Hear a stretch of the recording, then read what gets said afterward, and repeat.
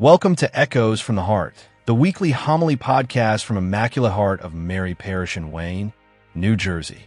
Each episode offers a moment of reflection, a word of hope, and a chance to let the gospel speak to your life. Thank you for praying with us today. There are all kinds of theories about how to motivate people.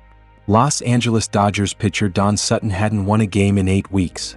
A critical member of the press was suggesting he be dropped from the starting rotation. The future looked bleak and Sutton felt terrible. Then, before a game, Dodgers manager Walter Alston tapped him on the shoulder. "I'd like to speak with you, Don," he said. Sutton prepared himself for the worst. "Don," Alston said, "I know how the past couple of months have been for you.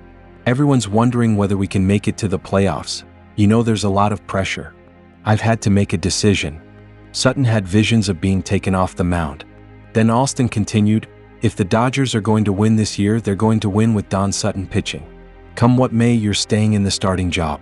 That's all I wanted to say.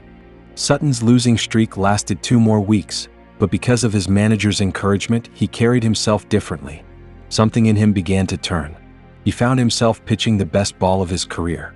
In the National League pennant drive, he won 13 games out of 14. We can try to motivate through guilt, fear, or shame. But those were not Jesus' methods. Jesus motivates by calling forth what God is already building inside a person, by speaking hope where others speak doubt. That's exactly what happens in the gospel today. Jesus looks at an ordinary group, farmers, fishermen, tax collectors, mothers, workers, people from a tiny village in an obscure part of the world, and says something breathtaking. "You are the light of the world." Can you imagine how that must have sounded? Light of the world? Yet Jesus could see what no one else could see, that through this imperfect, unlikely group, God would change the world. And then comes the line that should stop us in our tracks. Jesus speaks the same word over us. You are the light of the world. Not, you might be someday. Not, you could be if you try harder. You are. So what does that mean? Light does not exist for its own glory. A lighthouse steers ships away from the rocks. A light in a window helps a traveler find the road. Light shines outward. It serves. That's why Isaiah does not speak in abstractions. He tells us what light looks like in real life. Feed the hungry, shelter the oppressed, clothe the naked, refuse to turn away from those who need you. That is holiness with sleeves rolled up. And this is where the story of Louis Braille lands with such force. Blind from childhood, in a world that offered little help and even less hope, Louis Braille refused to accept darkness as the last word. As a boy, he invented a system that opened reading to the blind. He faced resistance, dismissal, and years of indifference. He did not live to see the worldwide impact of what he created, yet his courage became light for people whose eyes could not see. That is what Jesus means. Your life is meant to make the world clearer for someone else. We are salt and light, not for ourselves, but for others. When Jesus says we are light, he is not giving us a slogan. He is naming a gift God has placed in us, something the world cannot manufacture. Mother Teresa was once asked why her community continued to attract thousands while many other communities were losing members. What was her secret? Her answer was steady and simple. "I give them Jesus." When the questioner asked for details, rules, habits, structures, she simply repeated it. "I give them Jesus. There is nothing else." The world offers many good things: insight, technique, motivation, self-help, philosophies. But what the world cannot give itself is Jesus Christ. His mercy, his cross, his resurrection, his power to forgive, his ability to remake a life from the inside out.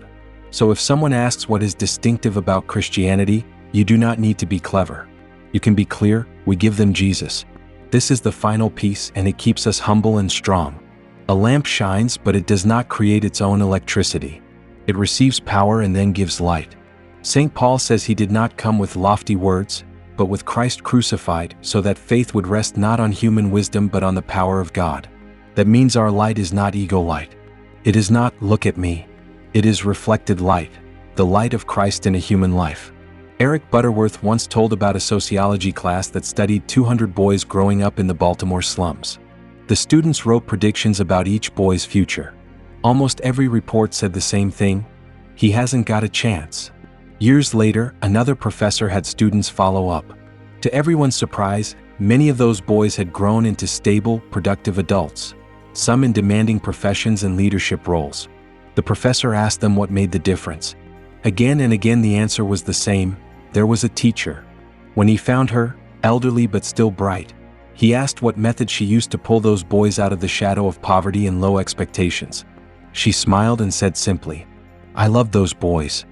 That story matters here not because Christianity guarantees success, but because it shows what happens when one person becomes a steady light, when someone refuses to reduce another human being to their circumstances and instead gives dignity, attention, patience, and hope. And if a teacher's love can alter the direction of a life, how much more can the love of Christ do in a human heart? We are not the source of the light.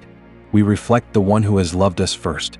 And if a single teacher's love can become light for a child, then we can understand why Jesus looks at his disciples and says, "You are the light of the world." Once there was a teacher who loved his disciples like that, only more. He saw possibilities in them that no one else saw, possibilities they could not yet see in themselves. "You are the light of the world," he said, and by his grace they became what he named.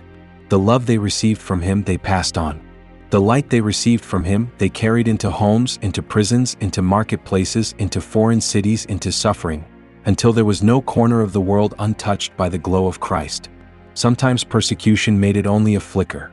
Sometimes human weakness made it waver. But it did not go out, because it was never merely their light. It was his. And now that light has reached us, it rests in your hands and mine. Years ago, 3 friends hopped a slow-moving freight train at the edge of a town in the Pacific Northwest. It was supposed to be a harmless adventure. But the train picked up speed. Darkness fell. By the time they jumped, they were bruised, frightened, and completely lost in the woods. It was pitch black.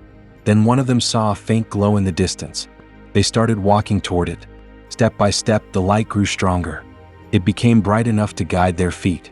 It led them to a roadside restaurant where they called for help, and they made it home. There are people like that all around us. People lost in emotional darkness, spiritual confusion, fear, grief, addiction, loneliness.